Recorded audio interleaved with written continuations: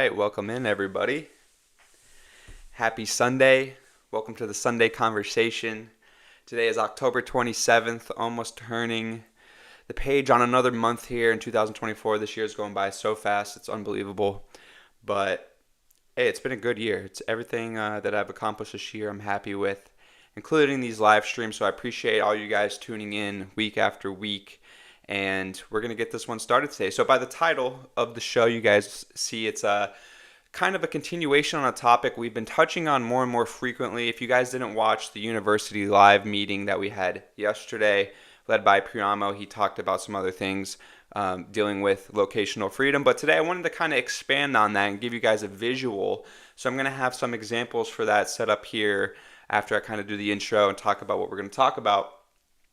Just to show you guys, I know a lot of people that join the live streams and that are in the university in the Taylor's Code are from all around the world, not just the United States. So maybe they want a little insight into the United States real estate market, or just want to learn more about how we do it over here. So this is going to be all encompassed for everyone around the world. But touching on that, the Taylor's Code, if you guys aren't in there, go get in there. The link is going to be in the description of this video.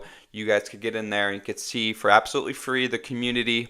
You can see all the different stuff that we have put together to teach you guys how to make some money and teach you guys how to invest in crypto and other different types of investments, getting businesses started from ground up using e-commerce and Shopify, doing sales, all different types of things. So if you guys are in high school, if you guys are young, just trying to find your passion and find a niche that you guys want to work into and that you could develop a skill to take your life to the next level, that's all in there. So I really recommend getting in there and doing that. But going off of that topic and developing skills to make you money and all of this is what kind of can provide you this locational freedom, right? Once you have a skill that you could provide somebody in the world, whether that's real estate wholesaling like Alberto does inside the Taylor's Code, or whether that's sales like Priamo does, or whether that's e-commerce like I do online, finding these things that you could do remotely on your computer, allowing you to make money anywhere, is really what is going to give you that freedom to be able to move across the country, to move around the world, to travel, and working from your laptop and having these skills is so important in the modern age because we all see it. Everybody is booping and bopping around. Thing is super fast. Everyone is moving, doing this, doing that. So in a hyper competitive world, you got to stay competitive. So that's kind of what we're going to touch on today. So just a few points with that based off of the title of the video. So going off of that, I want you guys to, actually, we'll do it a little bit later in the stream. We'll do that later. But just getting started, I wanted to touch on a few things. So one, I already did the Taylor's Code. But two, kind of some of these skills that you can develop, right? I know a lot of people and some people that I talk to in the Taylor's Code community want to work on e-commerce.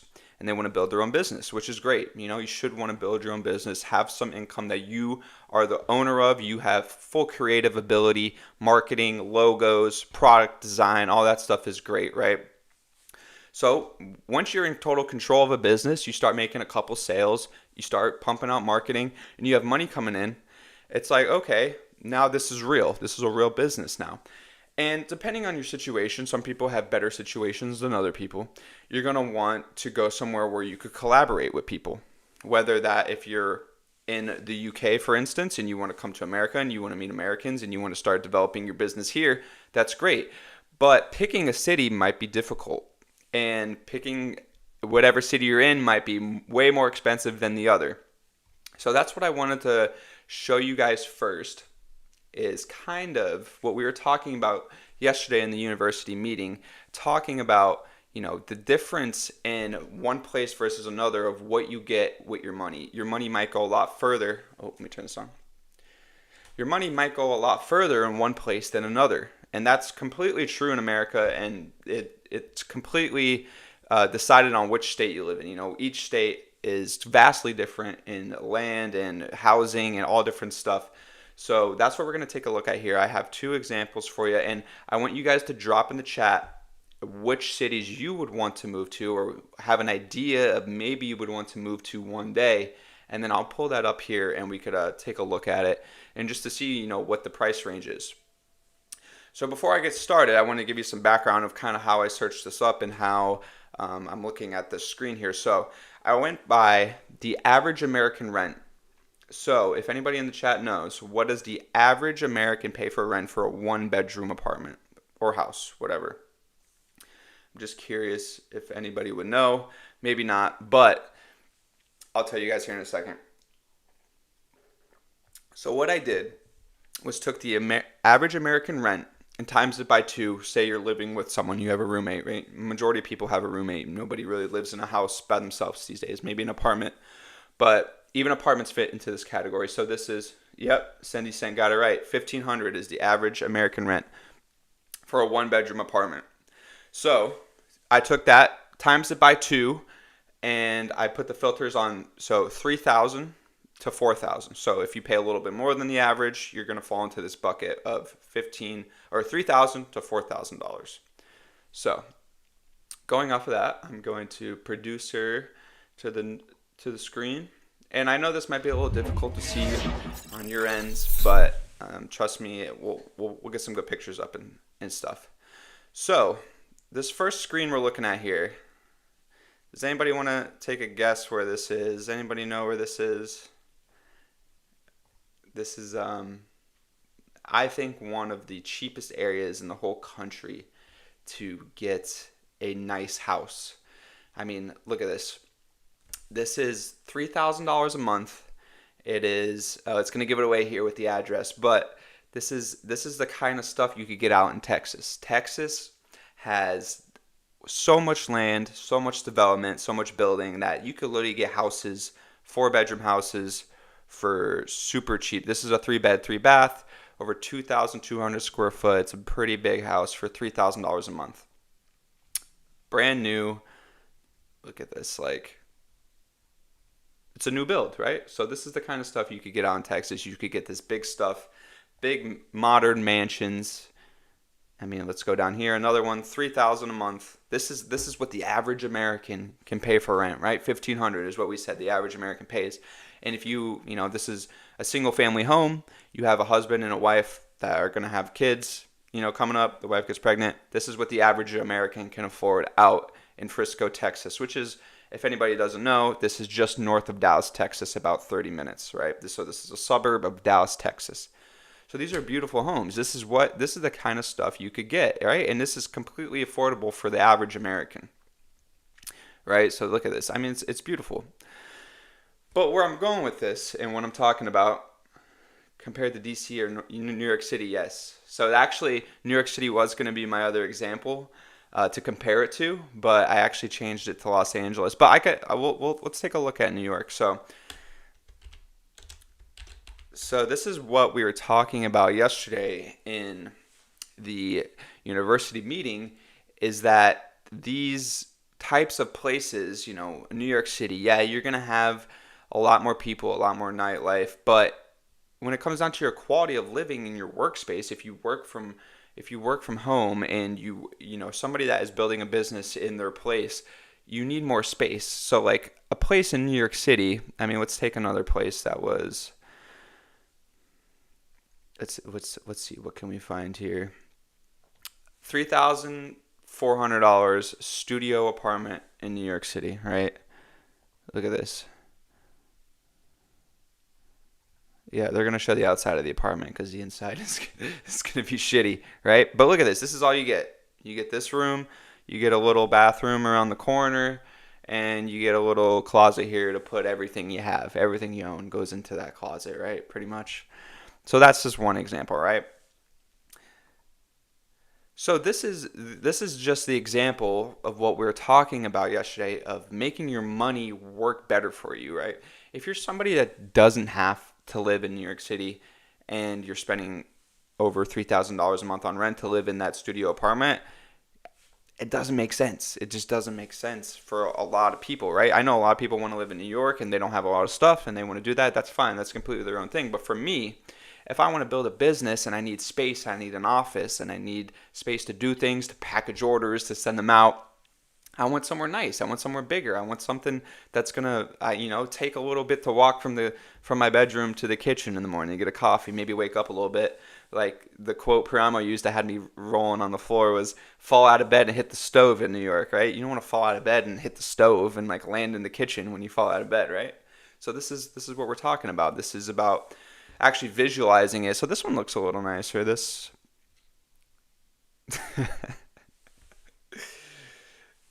It's comical. It's comical. Look at this kitchen. Look at this kitchen. What are you gonna chef up in that kitchen? You can make. I don't know what you can make in that kitchen. You can maybe make some waffles or something. Maybe some eggs on a pan. That's about it. But no, there's I mean there's an oven there, but you could cook some stuff. But this is what I'm saying. So let's just go back to Texas real quick. And I know Texas is gonna have plenty of nice ones to offer. It's just like, look at this, $3,600. You get a 5 bedroom, 4 bath, over 3,500 square foot house. Like this is, I mean, this is almost, if that other apartment was about 500 square feet, this is about 8 times as big for the same price. And you get a backyard, so this is something you need to think about. And like we said before with locational freedom, if you are somebody who is making money online and you have the chance to go somewhere, I'm sorry, if you have the chance to pick an apartment but still travel the world and you want to go do new experiences, you want to go meet new people, you want to network in different places and stuff, you could still get a home base for what the average American pays if that's your budget.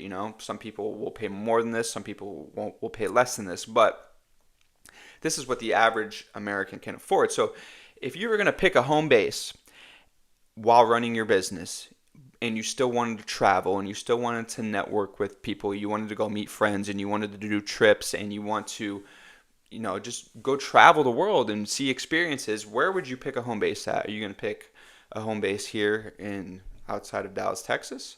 Or are you going to pick the home base in New York City where you have a shoebox and that just looks miserable, right?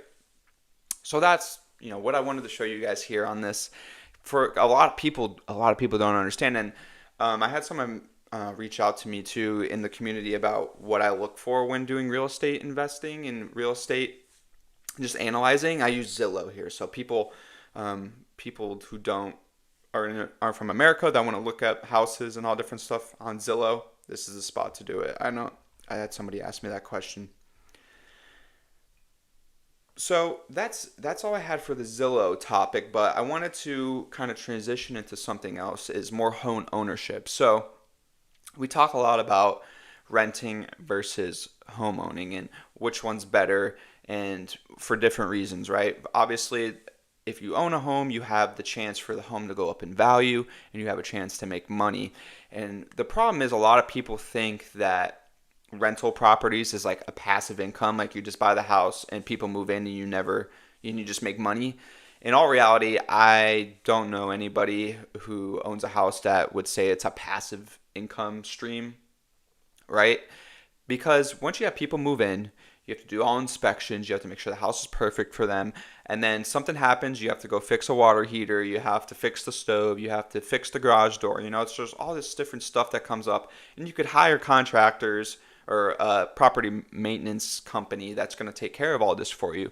But in reality, home ownership and even Airbnb, like, it's not passive. It's a lot of work because things happen. Houses flood, windstorms come through and they break windows and all this stuff. So I don't think anybody who ever wants to get into real estate for just the investment side should just think it's a passive investment, because it's not. It's a lot of work. Houses are a lot of work. My family grew up, we had construction companies where we would buy and sell houses and flip them, and it was a lot of work all the time, and we thought the same thing. It was like, oh, real estate, we're going to make our money and sell it.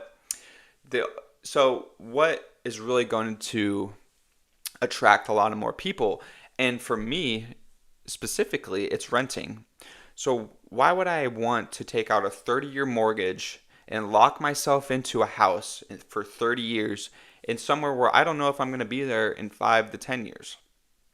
It just doesn't make sense. So why would I take out the biggest financial responsibility in my whole life if I'm taking out a $500,000 loan on a house that is going to lock me in for 30 years plus interest, you'll end up paying double the amount. And I'm going to talk about that here in a minute. I want to show you guys a loan calculator of how these loans are calculated.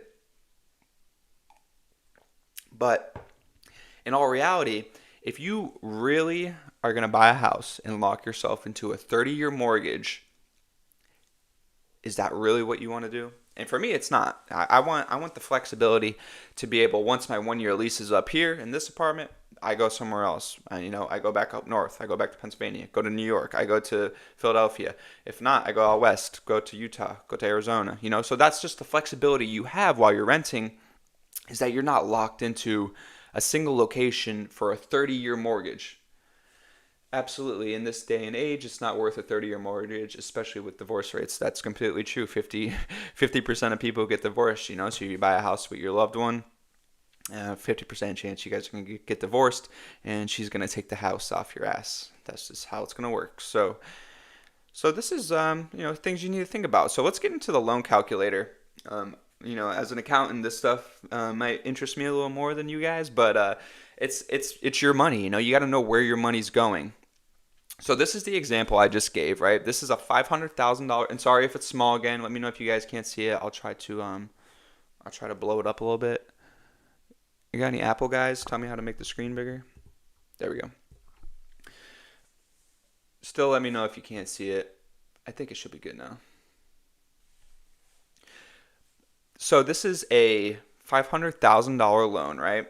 This is a 30-year mortgage. You can see the loan term here, 30-year mortgage, and interest rate about 7%. That's a good interest rate in today's age. I've been seeing people getting interest rates in the high sixes, which is very low for today's age, but also up into the 8s, the 9s, and even some people with bad credit are up in the 10s and 11s, right? That's just no go. Don't buy a house if your interest rate is if it's double digits, right? That's just a no go. Tip 1, don't do that. So looking at this is going to be annual APY. So this is annual interest accumulating on your loan. Your payment is going to be about $3,254, which we worked out the math with how I came to that rent number, right? About $3,000 to $4,000 a month per person, or per 2 people living in a house, right? So it's about the average rent for an American citizen is about $1,500. So this is about the average rent for an American person is about a $500,000 30-year mortgage. But where this gets really, really bad is this interest amount. So over the course of that 30-year mortgage, you're going to pay more in interest than you are for the value of that house. So you're going to pay $671,000 in interest. $671,000 in interest just on that $500,000 you took off over 30 years. Now you tell me, is that worth it, right? Absolutely not. That's you're paying double. You're paying more than double. You're paying 2.2% more than what the value of your house is. So even think about this. Even if your house doubles in value in 30 years, more than doubles in value in 30 years, you're still going to break even. If you buy a house on the Florida coast here, where I live, for $500,000 in 2054, right? That's 30 years. 2054, the house is worth $1.5 million. You're going to break even after you pay for an agent and you pay for marketing to sell the house. You're breaking even on the house that you bought 30 years ago. So at that same rate we looked at before, the rent for the average American is about $1,500. It comes out to about the same house. You could get the same house, $500,000 house, for the average American rent. So let's just take a look at some of these, this amortization schedule of what the payments would look like. So each of these, so obviously 1 through 12, these are the first 12 months, and then it's probably broken out by 30 years, right? We don't have to go through all, but just so you guys get the sense. So your beginning balance of your loan is going to be $500,000, what you're taking out from the loan. It's going to be your principal. So your payments come out to, $3,254. So your payments come out to $3,254 a month. But look how much of your payment is actually just interest in the beginning. you're paying mostly the interest up front because that's just how these banks, I don't know why they do it exactly, but they front load you with the interest because because they know it's going to take 30 years. So they want to get their interest in first so that way they could shell out more money to more loans, right? They want to make their loan money back, give people more loans. That's how the bank makes money, is that they take your interest you pay and they're just giving it to other people, and then they're paying the bank interest and then they're giving it to more people. So it's kind of like a never-ending cycle of interest for the banks. That's how they make money. And if we really want to take power back from the banks, it's you stop buying these 30-year loans. That's the only way we could get control back with our money from the banks, is not being in debt to them $500,000, right? So looking at this, you're going to pay all this money in interest, but look how much you actually pay on your house, the principal balance of your loan. You only pay $400 and some a month. So what's 427 times 12? It's about $5,000. So you're only paying about $5,000 on your house a year starting off. But then as you see, the interest is going to start getting lower and the principals start getting higher. So as you go, then we're paying more principal, less interest, more principal, less interest. And by year 30, when you're paying off your loan, your interest is going to basically go to zero. And then your principal amount that you're paying is going to be the full amount. And then your loan's paid off. So that's how these loans work. It's super interesting, especially with the high interest rates. You actually see how much more money you pay, as opposed to when interest rates were. What's this say? Inflation never happened, right? Let's say inflation over the past 4 years just never happened, right? Let's just say it didn't happen. Bank loans were about 2.5%, 3%. Let's say it was a high end back then. My parents' house, I think they have a 2% loan on their house, right? But let's just say it was a little higher than that. Let's say it was 3%. Let's see how much money you would save. Look at that. Only $254,000 worth of interest, right? So when I hear people talking about interest rates and they're like, oh, I don't care about interest rates, it doesn't affect me. Like, yes, it does. It affects everybody. Look at this. Look how much more money you are saving. So now instead of paying what was the last one? 1,171,000, and now you're only paying $754,000 as opposed to the 1.1. You're saving almost $350,000 just because of an interest rate. Just because the bank and the Fed, trying to work out the math on how they're going to make money. You're paying almost $350,000 more. Isn't that crazy? So now your principal balance that you're paying off is 66% a month as opposed to the interest of 34% a month. So this is all stuff you got to know. This is stuff you have to learn before you go out and just buy a house or before you go out and rent a house.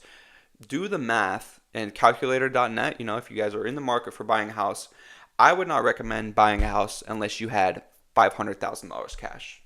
Seriously. Unless you got $500,000 cash to buy this house, I wouldn't buy it. It just doesn't make sense.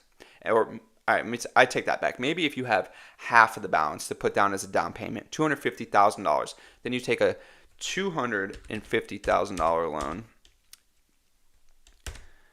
Then look how much interest you're paying. Now you're only paying $12,000 in interest to the bank, as opposed to $350,000 on a $500,000 mortgage. Oh, sorry, that's not right. I'm missing a zero. That's why. Okay, 120 as opposed to 300 and some, right?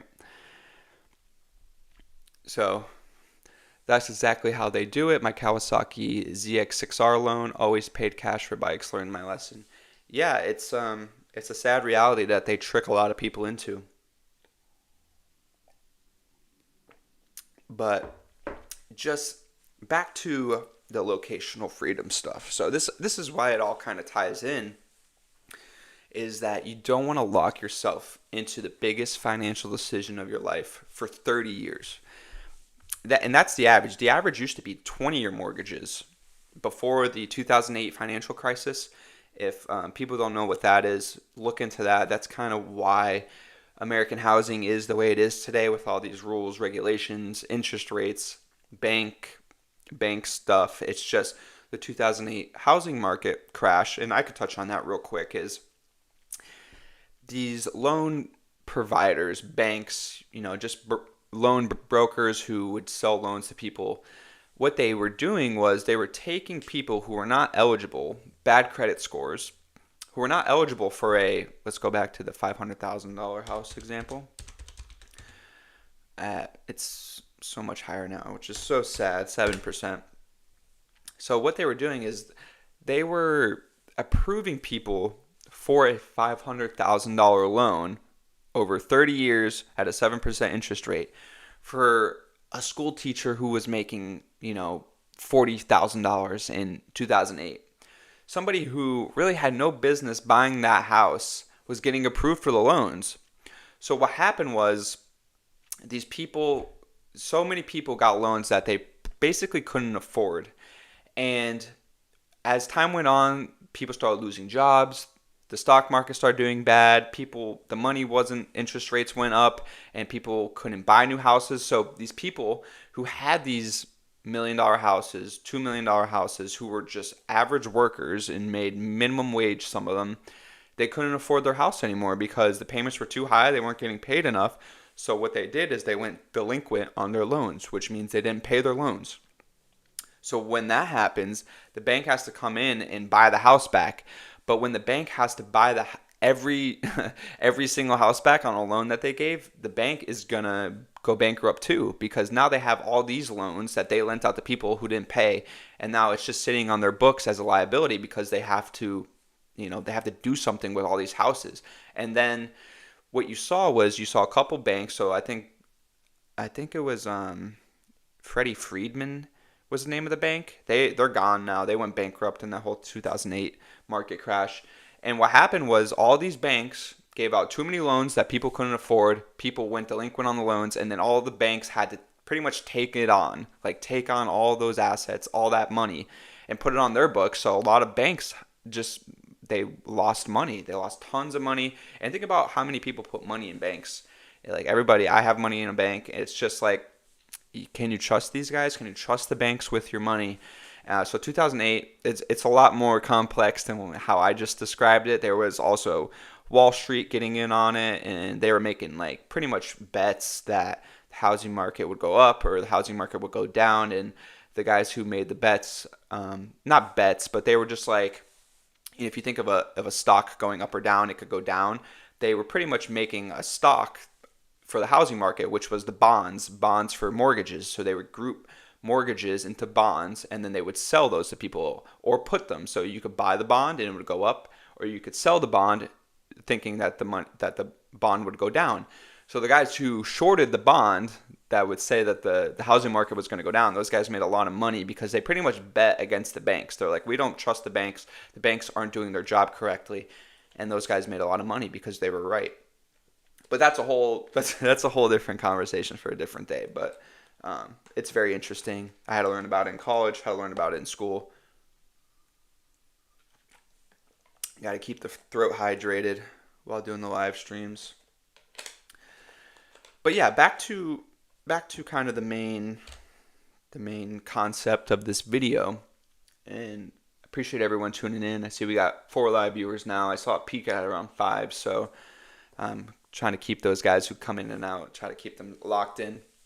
But the main message of this stream, and just what I was talking about before with, all these cities here that you see have these nice little pockets, Florida down here, a lot of people getting out of Florida, is you need to have locational freedom. You need to be able to make money on your own and then be able to travel. And if you have family in other places, go see your family, or you have friends here, you go see your friends, and you network and you make new relationships that are going to make you more money. And then if you have a business online that's going to make you more money, you go home to your home base where you work out the math of where that's going to work best for you. Then you're able to maximize your money while still working hard on yourself and your business. Bhuvnesh, what's going on? Bhuvnesh, if you're just tuning in, I'm kind of just expanding on the topic from our university meeting yesterday. and just talking about locational freedom. So Bhuvnesh, if you have a city that you would want to check out how much it costs to live there, drop that in the chat and I'll take a look at it on the screen here. But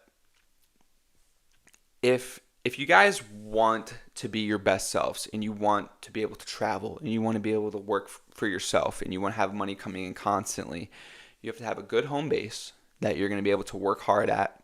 But then also it's got to be cheap enough and affordable enough that you could still afford to go places when you have to, when family members get sick, or you want to go see friends for a reunion, or you want to go on a trip.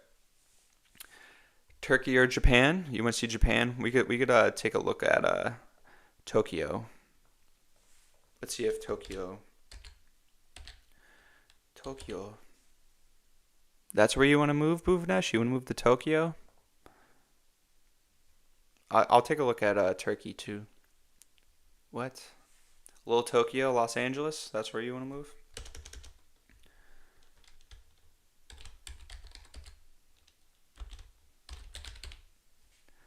I don't know if they have Tokyo, Japan on here. What is going on?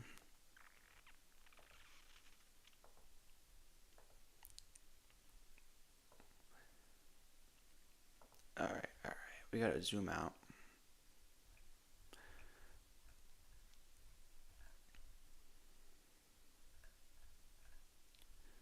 This thing is so slow. All right, here we go. Dude, what the heck? Why is it only... Oh, it's making me go this way.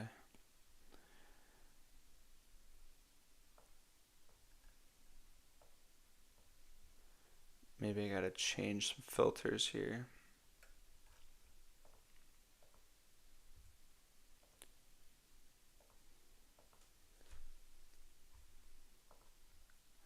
All right, well, I guess I can't look up Tokyo, Bhuvnesh.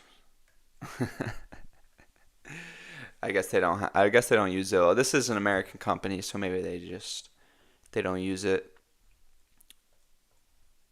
But I could still look up apartments in Tokyo, Japan for rent. U.S. version. Here we go. So, Bhuvnesh, I don't know if you were here in the beginning, but we're looking at apartments for the average American. The average American pays $1,500 a month in rent, and we looked at what that looks like in New York City and what that looks like in a suburb in Dallas, Texas, and it was vastly different. The suburb of Dallas, Texas, you get way more for your money. Japan and Turkey is great for having holidays. Have you ever been? Have you ever traveled there? Let's see. I know Osaka, so let's take a look at Osaka.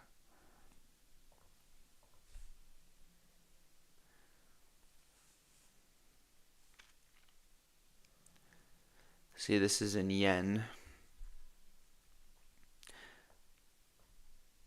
I would go on the fact that Japan's going to be more expensive than a Texas suburb. Let's take a look. But let's just see what you get. So this is, I could always do the conversion after. So this is very tiny. 1 bedroom, 70,000 yen a month. Let's convert that to USD and just see what it looks like.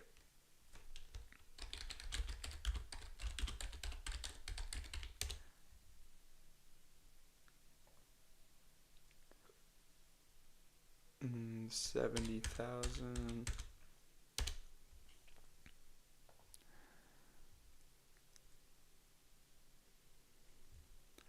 I think it said 400 before it did that. So yeah, so that's about 400. That's actually very cheap. But I mean, obviously, what you're getting here is not the cream of the crop. This is just literally a closet. But let's let's see if we can find something with a little more. We could up our budget. But yeah, so that's a good spot, I guess, Bhuvnesh. If you got 500 USD, you could take a look into that.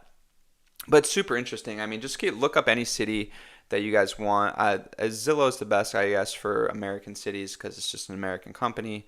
Turkey, I've heard great things about Turkey, and I'm sure they have great stuff too for pretty cheap for the USD conversion.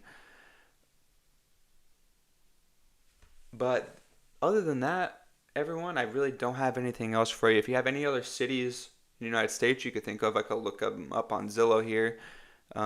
Japan, I could keep looking, but I just have to do conversions and stuff. This one looks, this one looks nice. This one looks a little more, maybe in the price range too. So this is a nice apartment. Good vibes. Yeah, this looks like a nice modern Vancouver, Canada. Yeah, let's take a look at that. I just want to see how much 455,000 yen is.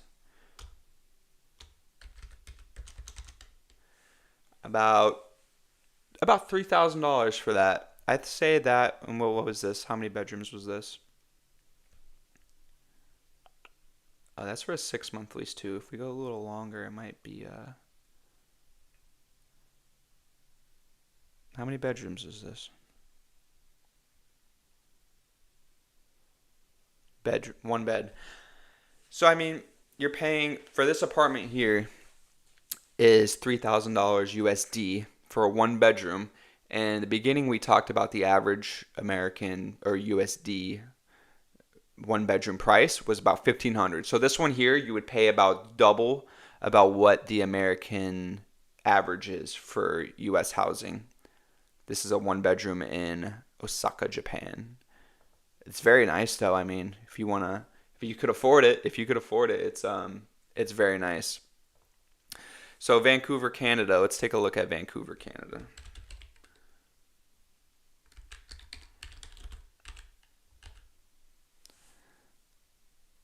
Where are we at? No, not Vancouver, Washington. Why does it not like searching up other countries?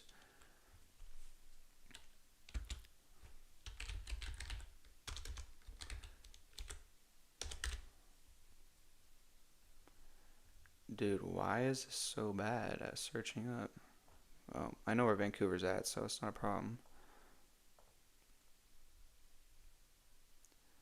All right, so let's put back our average American rent, right? Because we looked that up. We know the average American pays about 1,500 to 1,600 a month in rent. So we're gonna go to 3,000, and we'll go to about 3,500, right? Get the American average rent. So this is what your USD will get you in Vancouver, Canada. Why is this zooming out? I'm zooming in. I think this little demonstration has shown me how much I don't like Zillow, to be honest. But here we go. North Vancouver, downtown Vancouver. Okay, you're gonna get a couple. Oh, these are Canadian dollars. Canadian dollars kind of close to USD conversion, so I'm not gonna convert it because it's pretty similar. But your West Coast, completely different environment than where I live in. But I mean, obviously, I'm gonna want to be downtown. Let's just take a look at this one. I mean, it looks nice. It looks very nice. I like the city. But yeah, it's giving New York, right? It's giving some of the stuff we talked about with New York. It's gonna be smaller. It's gonna be shoeboxy. It's gonna be, but you're gonna get that downtown life. So it's all the things we talked about. Making your money go further for you, getting a place that you could, if you want to sprawl out, if you want to have an office, you want to have a garage with a car and a backyard and all that stuff. It's going to be a little tougher for you to do that in these major cities. You know, you got to look to the suburbs, you got to look to other places. But just to wrap this up, I'm going to end the stream soon. Taking everything we talked about in the university meeting yesterday, everything Priamo touched on in terms of, you know, getting out of your comfort zone and testing new cities and seeing what works best for you, but taking that and networking, if you have to go see somebody in another state or another country, you're not confined to the 30-year mortgage life, where you're going to be locked into a house, that you probably don't even love after a couple years. And, renting gives you the flexibility to be able to get out of that lease. You could break a lease too. That's totally an option. I've done it before, but getting out of, a current place, if you have a new business venture you want to take up in London, in UK, if Ollie's, pumping out vodka bottles, he told me he's starting a new vodka company, everyone, if you haven't heard, but he's, if you have to go meet somebody and do other things for a year, 6 months at a time, you're not confined to the conventional 30-year mortgage, and you can make it happen, which is great. This is what we want. We want everybody to be able to travel, to get out of your comfort zone, meet new people, and you can only do that if you're actually willing to travel. So it's key, and you can't be confined to one space for too long. But that's all I have for you, gentlemen. I know I wish I saw Bhuvnesh, I would have showed you the loan calculator we walked through, but check out the video. A lot of information packed into this one. But other than that, I'm going to wrap it up. If you guys like what you see, join the Taylor's Code. We got so much in there to offer related to crypto, investments, other skills to make you guys money in e-commerce and all different stuff. So this is how you guys could have locational freedom, building up skills, building up income, renting places in one city, working in another, going back and forth. Having a home base is super important, I think, to build community and to meet people in your area. But it's also important to travel and get out and to see other things. So you have to find a home base that works best for you. Using the average rent for Americans, we came up with $1,500 a month is the average. So you could do that. Congrats on almost 1K subs. Yep, thank you. Appreciate it. It's been a hustle. It's been a grind, but we're going for way more. Hopefully, we'll get to 10,000 by the end of 2025 is the goal. Hopefully more than that, but 10,000 is the goal right now. But I'm